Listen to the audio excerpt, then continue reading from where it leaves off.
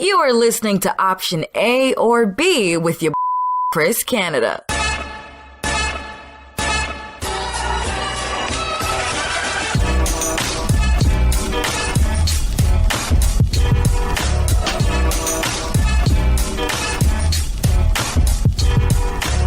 Welcome to Option A or B, where informal barbershop-like anything-goes debating topics gets mixed with some formal parliamentary-like debating structure.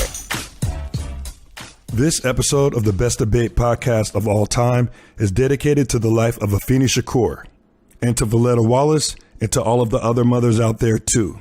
Without y'all, this debate and many other things would not be possible.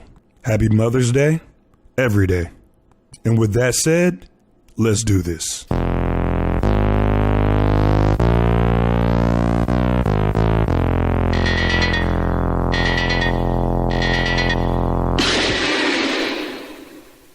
Tupac Amaru Shakur, better known as Tupac, was born June 16, 1971 in Harlem. Raised by a single mother who was a member of the Black Panther Party, Tupac moved around a lot as a kid and eventually found himself in the San Francisco Bay Area in his late teens. Starting off as a backup dancer for the rap group Digital Underground, Tupac would eventually become a solo rapper and have one of the most successful rap careers of all time.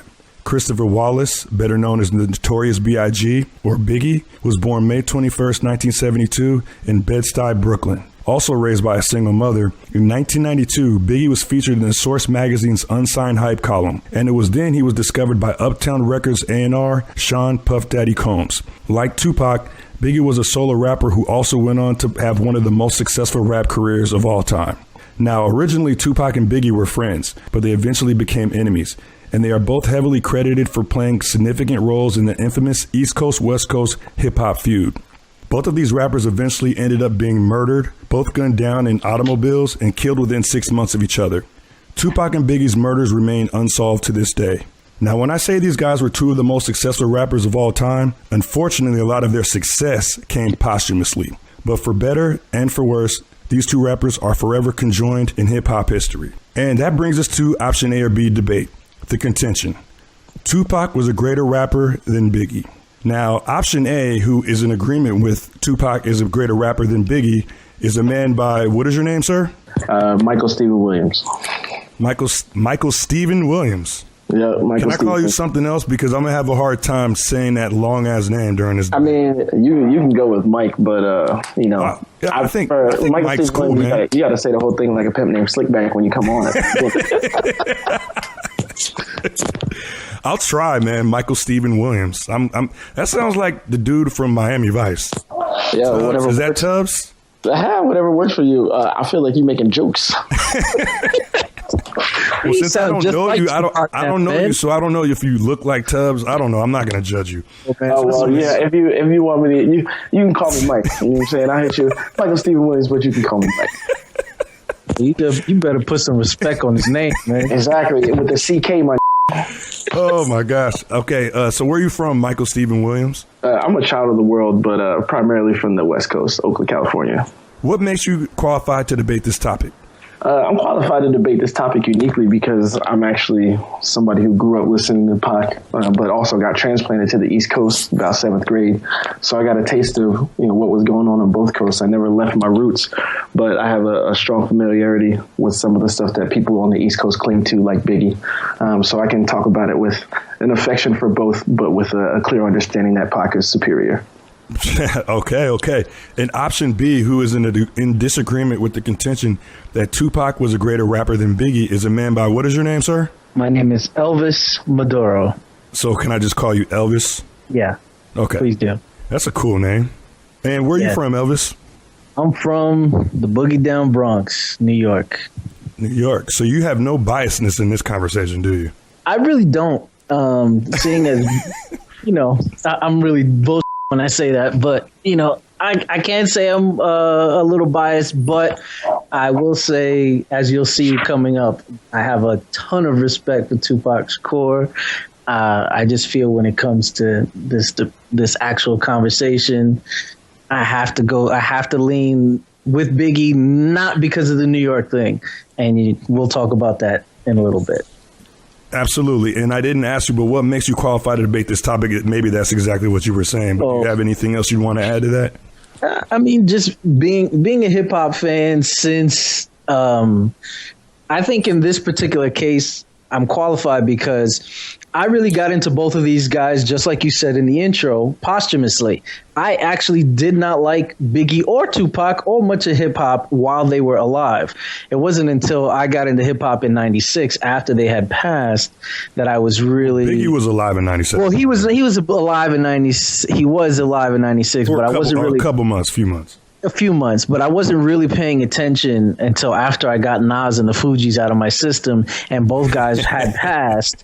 And at that point, I was able to kind of be able to look at both guys after they were gone, because now I didn't have that bias initially, while everything was going on. I wasn't, when I watched TV watching people crying about Biggie dying, it didn't hit me. It didn't hit me till after I actually sat down and got to listen to both of these guys that I realized the kind of impact their deaths really had.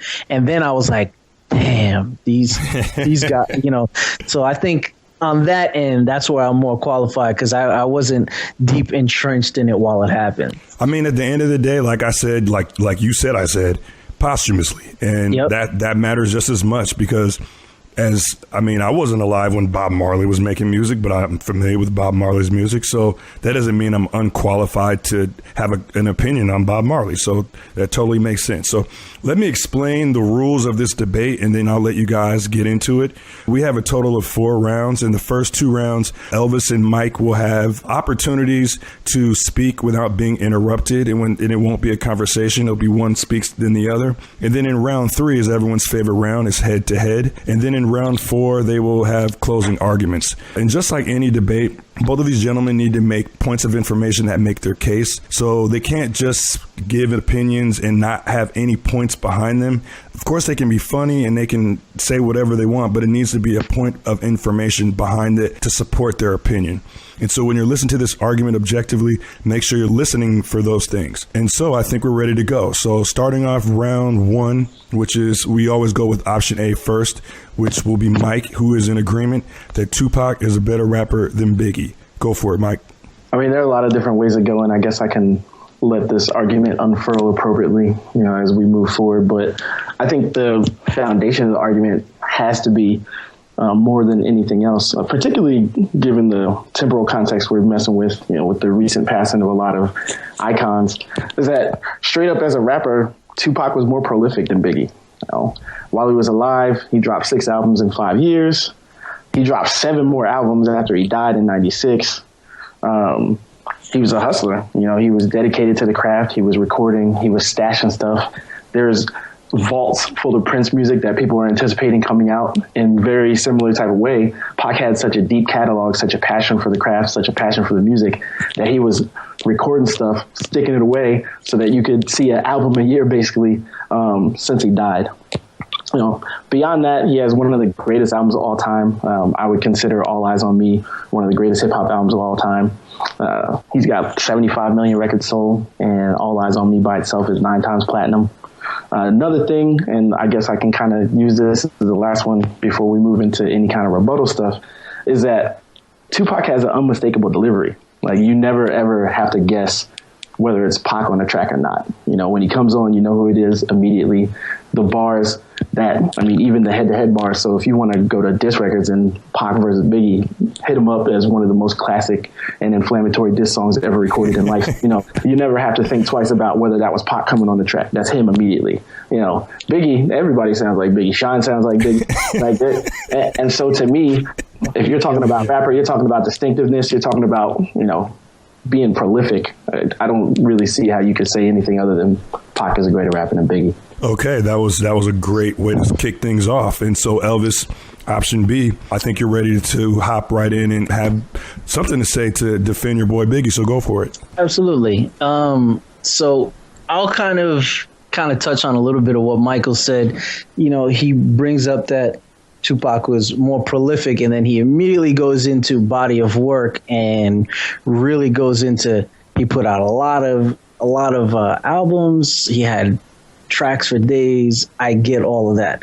When I look at this kind of conversation and this kind of debate, I'm not really looking for. I'm more of a quantity over. I'm sorry. I'm a more of a quality over quantity kind of person. So when I look at both guys' careers, I think that while both guys had good bodies of work, and especially Tupac had a more expansive library, when I actually break it down and I break down best track for best track or best album for best album, I look and I say, you know what? All Eyes on Me was great. Illuminati, other albums like that, they were cool. But when I actually sit down and as a listener and I look at what's actually out there and I see Biggie had, even though he only had 2 albums, he was featured many times, but he won tons of awards. I mean, he's got Rap Artist of the Year. He got a Rap Single of the Year. He got Rap Solo Performance for Big Papa. He's got a lot of awards because what he did put out was absolutely phenomenal.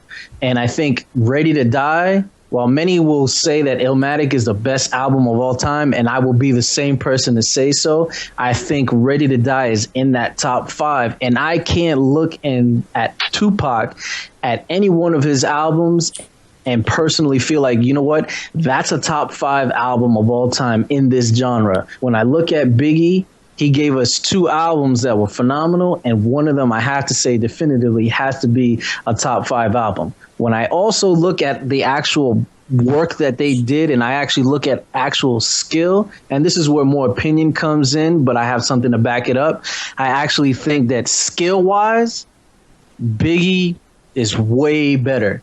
And I'm sorry, but I have to disagree. You can't tell me that everybody sounds like Biggie, because the only person that ever sounded like Biggie was Sean, and even then you could still tell the difference. However, if I go head to head, I have the perfect example that will show you why Biggie was better than Tupac. And everybody knows this.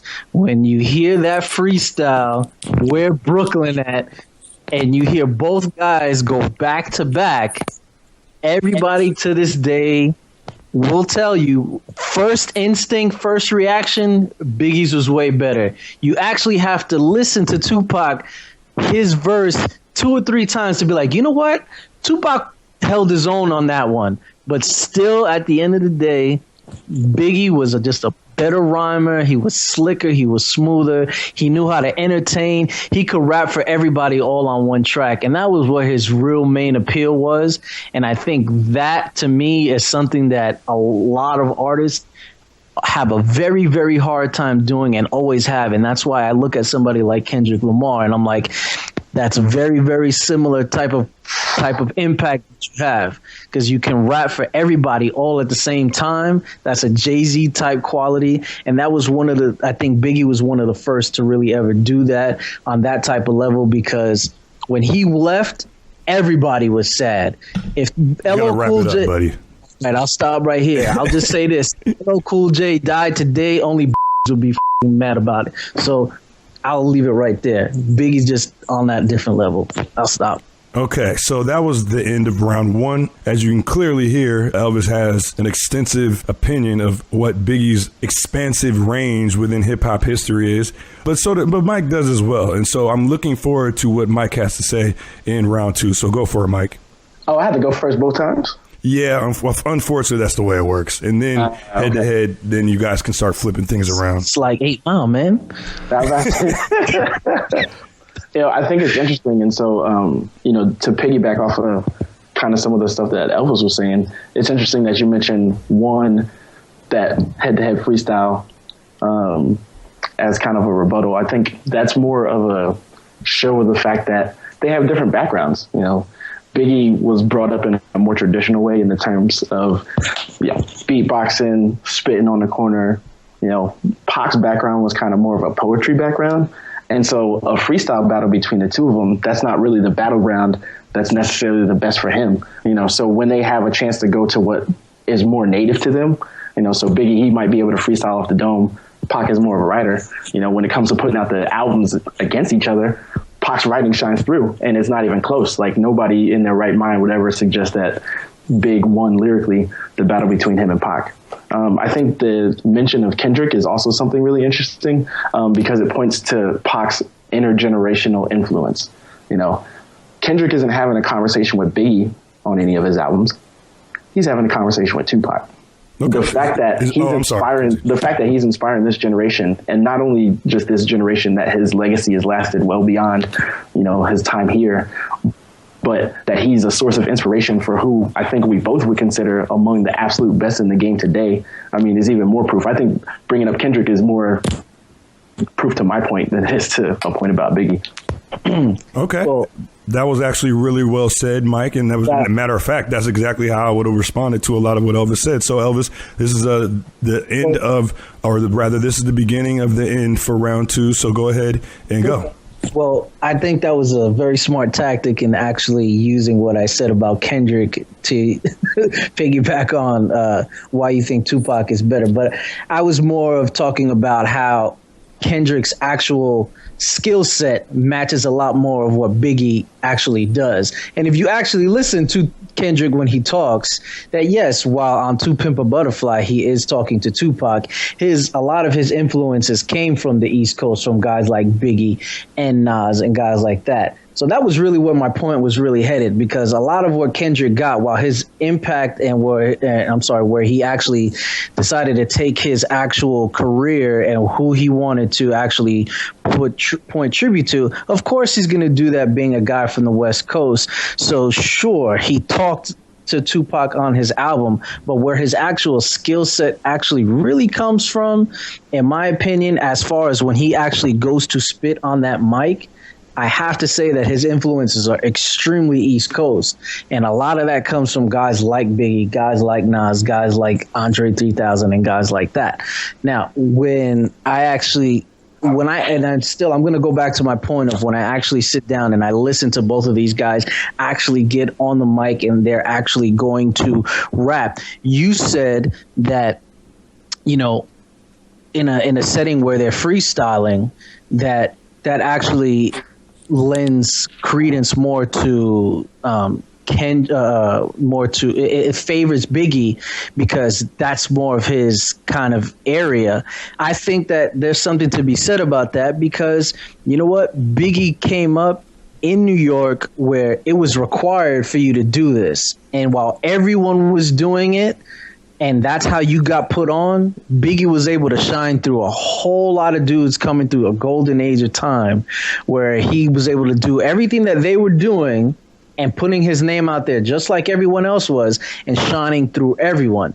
Tupac, now I can't discredit him for being more of a writer type person, but I think that if you're going to be a rapper, I think that you have to hit on all levels. So you have to be not only a writer, but you have to be someone who can freestyle. There's a lot of requirements within hip hop that make you have to be well-rounded and make you viable. And I think that Biggie, when I listen to Ready to Die and the first track that hits, Things Done Changed, and I hear that track, I have a picture in my head, and that lends credence to his prolific writing skills. But then the way that he delivers those rhymes and the way that he actually brings that story forward, I have to say that I can't find too many storytellers out there ever in the history of this genre that can really compete on that level until you start talking about guys like maybe Slick Rick. And that's where really I'm trying to go here as far as this debate is concerned. I feel like that while Tupac was absolutely phenomenal at what he does and put out a ton of content, which definitely goes to his credit, when I actually look at the real quality as far as coming from a hip hop background, being someone from the Bronx who knows exactly what we're looking for as consumers of hip hop and what makes you viable, it makes you the man, Biggie takes it left and right, up and down in every aspect. He checks off every single box. And I just feel like when I look at Tupac, there are things that I can't check off. I can't say, you know what, if I throw Tupac into this cypher, he's going to kill this freestyle. And that's just the way that I feel. And that's why I think Biggie's better. He's just overall around better. Okay, so I see Elvis has a lot of checks on his boxes for Biggie and doesn't seem to have the same amount of checks on the box for Tupac. So now we're at everyone's favorite round, which is head to head. Now Mike and Elvis are going to have an opportunity to hash it out. And so, Mike, I will let you go first if you please, or I'll let you defer to Elvis to speak first. But either way, the ball's in your court. But regardless, you guys are now going head to head. So go for it, gentlemen. Yeah, so I guess returning to the larger argument to me, there are two different ways to kind of approach this generally. Like, one is, is Tupac better than Biggie, period, which I think also is kind of hands down, yes. But then there's also like is Tupac a better rapper than Biggie? And so people want to fit and squeeze people into these really small boxes about what a rapper is. And so as an East Coast person, Elvis is kind of showing some of his bias and some of his affect in terms of what that means to him. A rapper is somebody who's on the block, who can jump in the cypher, who can freestyle, who can do all that. But I don't know that I necessarily subscribe to that definition of a rapper. And like, really, I think of these guys when we're comparing them, we use the term rapper because our genre of music that's what we call our artists. But I think of these guys more as artists. And what do they produce? What's the quality of what they produce? Where are they coming from? Like, what's the heart? What's the verb? What's the emotion that you can get out of it? And I just don't agree, like, on a fundamental level, that Biggie has more range as a rapper, whether as a lyricist, as a topical rapper. I don't think his imagery is any more vivid than Tupac's. People want to rely on it and say like, oh, Biggie could tell a story. And yeah, like he even had a song called I Got a Story to Tell. But you can't tell me that you're not right there with Pac when he's describing stuff in Brenda's Got a Baby. When he's telling ladies to keep their head up. His range, his vivid imagery, his ambitions even. You listen to Big, and one of the rhymes that he always spit that sticks with you as somebody who cares about it and who's invested in it, even me particularly as a parent. I'm just trying to make some money to feed my daughter. That to me is a commentary on Biggie's ambition. Like he just wants to make some money to feed his daughter. Like rap is the way that he gets to that. Like Pac had much greater ambitions than that. He was somebody who was trying to change the world. He's trying to change the world through his music. He's trying to change the world through his poetry. And that's where I have to give Tupac a lot of credit, and which is what I was really talking to Cannon about before, is that, listen, Tupac, the fact that he died when he did was obviously it was a terrible thing, but it allowed us to really get to see what he was really all about, beside all of the antics that you saw come out of him while he was alive that the media would really try to put out. And you really got to see what type of person Tupac really was and how complex he was. Like I was telling Canada, you would talk about Tupac and you would ask 10 people what Tupac was like and you would get 10 different answers. And that came out in a lot of his music. What my real issue really is with Tupac is that while I think he's a very, because of that just militant nature that he has, Tupac was not going to just sit there and try to come up with the most clever way to say what he had to say. He was just going to say it. And while I have a lot of respect for that, and that's a very macho type thing that you can talk about, I think that when you're talking about artistry and you're talking about being a rapper and a musician, and you have to appeal to people because they're going to have to buy your records, they're going to have to come to your shows, you got to give them a little bit of flair. You got to give them a little bit of something to really latch on to say, man, I have to rewind that. I got to listen to that track again. And I think that on that replayability, that actual showmanship, those extra little things that really make a music recording artist rather than just an artist, I think that's where Biggie really takes the cake. Because if we're talking about straight artistry, I'm going to give that to Tupac because he, like you said, his ambitions were all just, his mind was just in another place. And the things that Tupac said, we're still talking about today. Hence why we have a To Pimp a Butterfly type album. But when I actually sit down and I say, what is an actual artist? In the music industry, a recording artist, Biggie just could appeal to everybody at the same time. When Tupac did it, it was, this track is for y'all, this track is for y'all, this track is for you, this track is for you. Where Biggie, it was, I'm going to drop Hypnotize, everybody's going to love this. even though I hate that song, just to be clear. I fucking can't stand that song. I don't like that song either, by the way. But when he drops that, when you listen to that song or you go to any college campus, everybody's dancing to that. White chicks, white dudes, black people, everybody's on that track. Even though I hate it, and us pure hip hop fans probably don't really like that track. But a track like that is what kind of gives you a little glimpse as to what made Biggie so great and why I think he was better, because he was able to appeal to so many people all at the same time. Like, you could put on one Biggie track at the house party and everyone's getting down. But if not everybody's gonna get on the floor when Hit 'Em Up comes on. Well, gonna be dudes. I was just saying, like, Elvis. Oh, I'm sorry, Mike. Elvis, let me just ask you one question, and then I actually want to hear Mike. I mean, he might be about to say what I'm already asking you.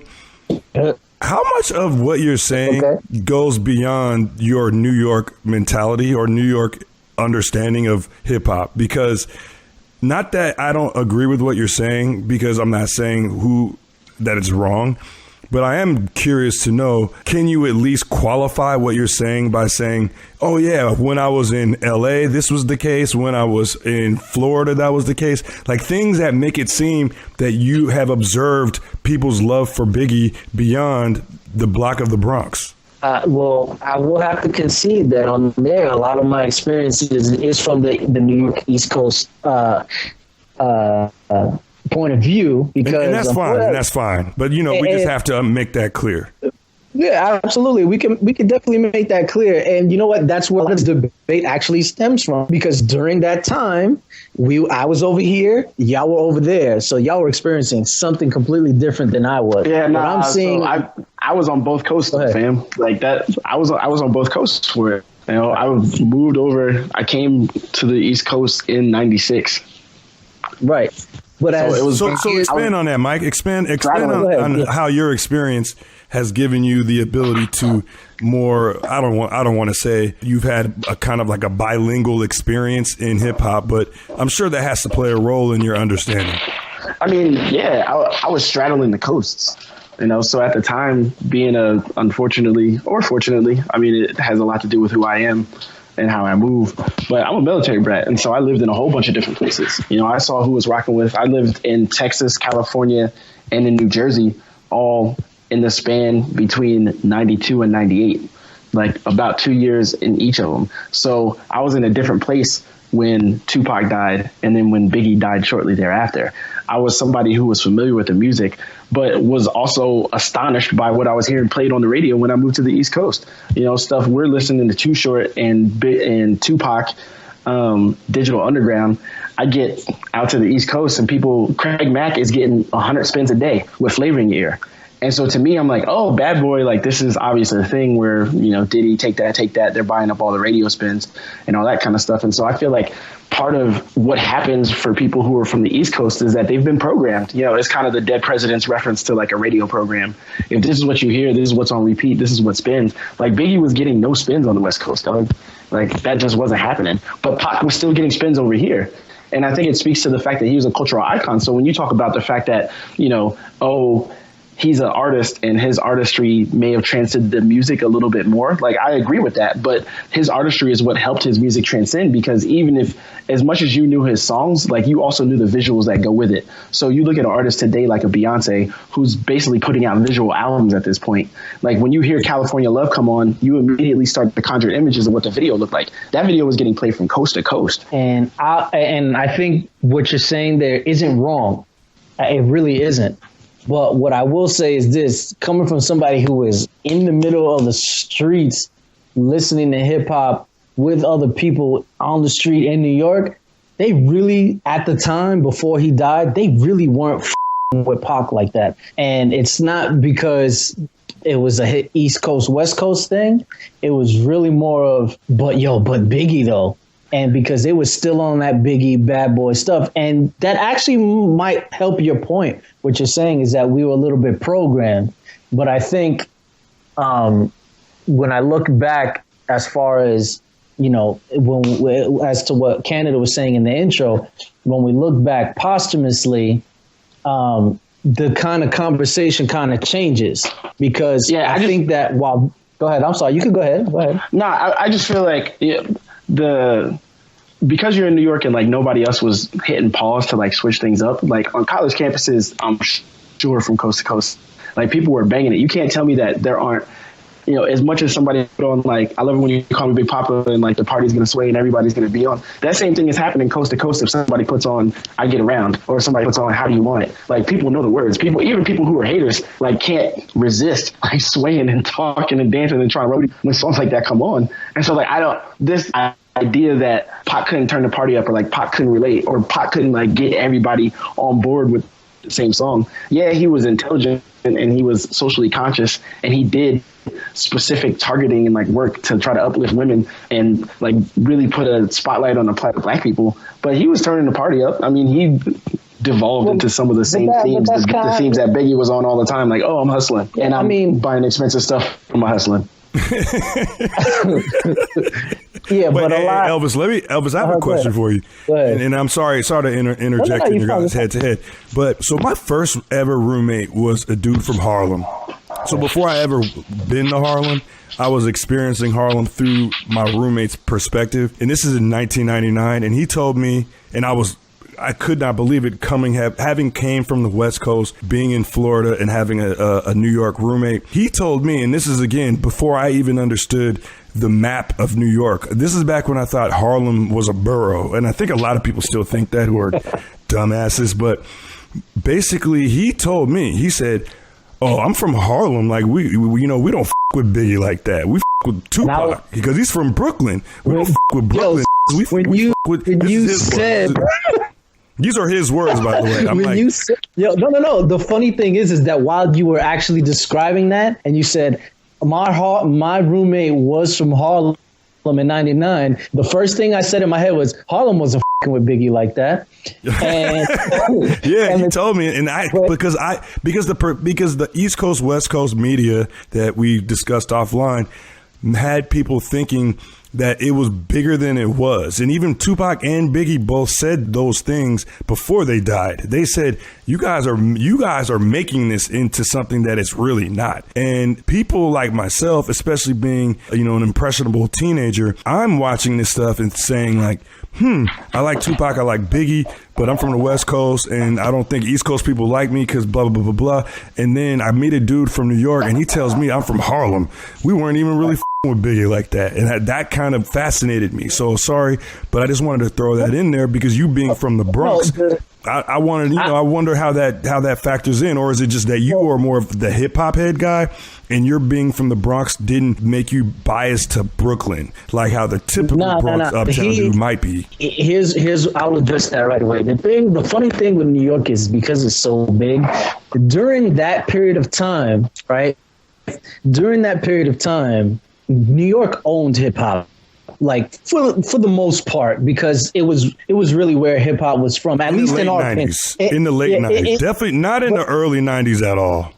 Well, no, not in the early 90s. But what I'll say is this: because hip hop was born here in the Bronx, when you go back to those times, New York itself was kind of divided. We had Bronx cats going at Queens cats, going at Brooklyn cats, going at cats from Harlem. So at the time, a lot of it was segmented at that point. But what I will say is this: the only place that really wasn't with Biggie was Harlem. Because if you talk to people from Brooklyn, it was all Biggie. If you talk to people from Queens, it was Nas and Biggie. If you talk to people from the Bronx, it was Biggie and Biggie. Because at the time, the Bronx didn't really have anyone, not that I can think of off the top of my head, that was really coming like that, except for Big Pun, because Big Pun was from the Bronx. Fat Joe was out before Big Pun. I was a fan of but nobody gave a about Fat Joe back then. I'm gonna tell you that right now. No one gave a about Fat Joe. They still don't. Exactly. The only time that that Fat Joe really got any real attention other than that lean back bullshit was after Big Pun died and he put out that album Don Cartagena. album actually was not bad, but a lot of that was written by Big Pun, and anyone who tries to argue that with me, I slap him in the face, because when you actually listen to it, it's really Big Pun's rhymes being rapped by Fat Joe, and that's why you really haven't heard shit from him since then. But what I will say is Fat that Joe back was then a it feature was for Remy Ma. Yeah, and what back then it was really, we had our own little dudes, we had our guys that we really liked and followed, but pretty much everybody in New York was still on Biggie, except for Harlem, because they wanted to be Harlem motherfuckers. And at the time it was, we rock with Mace, who I couldn't stand, and Harlem was always weird like that, and it always was, even back then. Harlem always has this thing where Harlem tries to kind of separate itself from the rest of the city, like it's its own borough, like why people get it confused, like what you're saying before. So, but at the time, everybody, trust me, in New York City was Biggie's, and you can't, until he died. I trust you, man. I defer to you. I trust you. And I digress. I just had to throw that in there because I know that Harlem in Bronx is all sometimes referred to as uptown, and so I didn't know if it was an uptown versus Brooklyn thing. So, Mike, I want you to be able to continue to beat your drum for Tupac. Oh, I mean, I feel like the drum has already been beaten appropriately. Like Tupac. Tupac is a cultural icon. Biggie's a rap icon. Like the generations of people that he's still inspiring to this day. The way that you think about the art, the way you think about it visually, the way you think about telling a story, the way that people are infusing social justice into the rap. Like that's part of the reason that people think of Kendrick as the heir to Tupac's legacy. Not just because he used his voice on his albums, but because the social consciousness, the willingness to take on these important topics, his willingness to step up and think differently, to feature women prominently in the subject matter that he's dealing with, not in a materialistic way, but in an uplifting and caring way. The fact that if you let anybody put it out of their mouth, like an Eminem, for example, he's not saying white Biggie, he's saying white Pac, so much spunk. Like whenever people are getting in their feelings, like Tupac really is the predecessor of basically the whole rap game today used to live in Tupac's balls. Like all of the emotional rappers, like all the people who are putting all their deep feelings into their stuff. A little bit. Like you done gone too far, boy. You done gone too far now. Okay? Listen. Listen, my brothers. So here now, because I know in reality, the three of us, we could probably discuss this for like 3 hours long. But unfortunately, this is a show, so I have to keep things moving. So that was the end of Head to Head. I'm sorry to end it so abruptly for all the people who were just getting into the nuances of how the Bronx was different from Harlem and all that good stuff, and how everyone was in Tupac's balls and all that great stuff. We're moving into the closing rounds. And right now, again, the contention, Tupac is a greater rapper than Biggie. You guys don't know who goes first, who goes last. This is when I kind of just decide who goes first based on what I've heard. And at this point, Elvis, you will kick off the beginning of the closing round. So you have a very short amount of time to make your final case for why you think, or why you're in option B in a disagreement, that you disagree that Tupac is a greater rapper than Biggie. So go for it, Elvis. All right. So I'll close by using a line that Mike just used. He said that Biggie was a rap icon and Tupac was a cultural icon. And I think that that's actually a fantastic way to describe it. And it actually kind of lends to my argument that Biggie was a better rapper, because I think that the thing about Tupac is that while he was in the middle of it and he was alive and he was doing his thing while he was on this earth, a lot of the stuff that he did, as musically anyway, I don't want to say it wasn't as good as Biggie. I just want to say that the appeal that he had while he was on this earth, a lot of it was missed because of the stuff that he was putting out was, here's something for you, here's something for you, here's something for you. And a couple of tracks here and there, like you said, I Get Around and tracks like that, where people did come together and those were hit songs that everybody kind of liked. I feel like that while they were both alive, I felt like Biggie, and maybe this is just coming from a New York perspective, but when I look at it and I look at both of them skill wise, and they actually get on that mic and just deliver their content content. I think that Biggie just checks all those boxes where he has the artistry down, he has the hip hop part of it down, and what makes a real hip hop artist, and he really could appeal to just everyone. And if you needed him to do something, no matter what it was, he would knock it out the park and everybody would like it. If you gave it to Pac and you asked him to do that one thing, he would do that one thing and he would do it great. But it might not necessarily drag everyone else to the party and say, yo, you need to listen to this. And I think that that's really where my main gripe is with the Tupac Biggie argument. I just feel like skill wise, I feel like Biggie just had it all encompassed in one package. But I think that where Tupac gets that cultural icon part of it is that after he passed and you got a chance to really look at everything that he really did, that's where the appeal kind of spread out, because now, this section, a group of people really like these tracks, and this section group of people like these tracks and these albums. And then they all kind of turned around and pointed to each other like, oh, you like that? I like that too. I like Tupac. You like Tupac too? No. Well, we knew where everybody back then for us was like, Biggie's the man. It was unanimous, and we knew it to the day he died. And I think that that's where a lot of the difference comes into play. And, I just, at the end of the day, what I will say is they're both great. And at the end of the day, this is just for fun. And rest in peace to both of them. I will still listen to all their until I'm 90 years old and I'm in, and I'm pushing and I'm kicking on my casket. So I'll end it like that. That's a great way to end it, Elvis. And for option A, who is in agreement that Tupac is a greater rapper than Biggie, Mike, take us home. I feel like it's pretty clear over the course that these are two men whose legacies I have a great deal of respect for. So I echo the rest in peace, and will certainly continue to listen to the music throughout the rest of my life. But you touched on something, and it's this New York myopia that kind of is endemic to your whole overall argument. Like, this is what was happening in the Bronx. Like, Pac was coast to coast. Pac was in living rooms in Minnesota. He was in Texas. He was in New York. He was in Harlem. And when you get back to New York itself, I mean, I don't even know that Biggie's the best rapper to come out of Brooklyn if we really start to break it down. Whereas Pac is hands down above and beyond somebody whose heart, whose verve, whose emotion. Like, he's somebody you always are going to feel. You might have your taste difference in terms of what you want to do, but Pac is bringing everybody underneath the tent. He's appealing to a broader audience because he's taking on the challenge of getting into more difficult subjects. He's going to hit you with a hit 'em up. He's going to hit you with a My Ambitions as a Writer, but he's also going to give you Brenda's Got a Baby. He's also going to give you Dear Mama, something that people with Mother's Day coming up might want to go ahead and add into their track list. Oh yeah. Pac's dedication to the craft is best evinced by the fact that he does have that huge catalog, the catalog of music that could come out after his death, because he was in the studio, he was grinding, he was dedicated. The same way that as a living person, he was a poet, an activist, a lyricist, an actor. You might remember Juice, Above the Rim, Poetic Justice, stuff like that. He was putting all that into his music.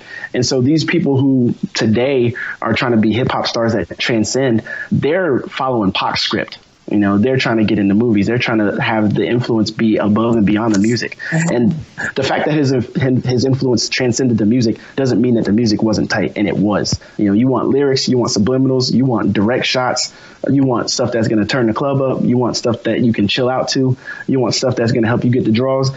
Pac's got all of it in his catalog, and that's from now, and most of it is timeless. You could throw it on right now and feel like, man, I'm right back wherever I was. Like, oh, I remember I was trying to holler at Shorty in 8th grade. Pac is the soundtrack. Oh, you were in undergrad. Pac is the soundtrack. He still had things that were influencing you, that were a part of your life, for a generation 10 years, 20 years after his death. And I think that just speaks to the fact that overall, he has a greater impact, and, that greater impact is really felt first and foremost through his music. And that was the end of the round, the final round, which is a close. First of all, I want to thank both Elvis and Mike for being on the show, because honestly, both of them love Tupac and Biggie, and I love Tupac and Biggie. Like, these are the type of conversations we all love to have, because At the end of the day, it's very rare when I meet someone who says Pac is garbage or Biggie is garbage. We have two dudes who love Biggie and who love Tupac, who are just merely differentiating them as, in this case, as who they thought was the greater rapper. Nothing wrong with that. And so what I'm asking for people to do is to go to optionarb.com and to vote whether you agree or disagree that Tupac was a greater rapper than Biggie. So now we're at the part of the show where I ask you two gentlemen, do you have anything you want to plug? And so since Mike, you went first, do you have anything you want to plug, sir? I don't have any particular projects I want to plug, but if you're looking for a master's in public administration or a bachelor's degree, come holler at me. I'm a professor at Baruch College in the City University of New York. Always looking for students and people who want to come in and do good work. And if you're a fan of Pac, I'll especially be excited to work with you. Ooh, there we go. And Elvis, do you have anything you want to plug, sir? Oh, I'm not going to be Mr. PhD and really sit here and plug something that I'm working on. So, what I was thinking that too. I'm like, damn, that's kind of a pressure to have to go after a dude talking about I'm a doctor. I'm just saying, I'm studying with a kid. Listen, plug your album, Elvis. That's how you one up him. Just plug your next album. My mixtape dropping October 21st. October's very own. No, but what I will say in a kind of plugging manner, that in the spirit of what we actually did today, rest in peace, Afeni Shakur, who did die today, which is kind of crazy that we're talking about this on this day. And I'm glad that we kind of avoided that because it didn't really sway this topic. But either way, we should still kind of reflect on that because, you know, she gave us one of the great cultural icons that we will ever see in any community, no matter what color skin you have. And because of someone like her, we got to do something like this today. And you got to appreciate that. And, you know, I'll leave it on that because, you know, without her, we wouldn't be talking right now. As a matter of fact, Elvis, I'm very glad you brought that up because I don't know if you guys have listened to this podcast yet, but I always have a specific song that I close out each podcast. It's usually based on the argument that was had that particular time.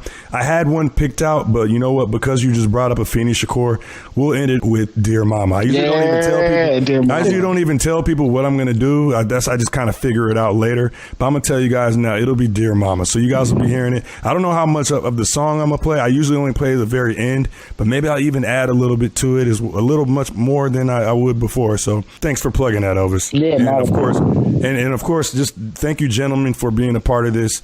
And I hope to have both of you guys. Maybe you guys can argue against each other, or you guys can at least individually come on and argue someone else for another Option A or B debate. So thanks for coming, gentlemen.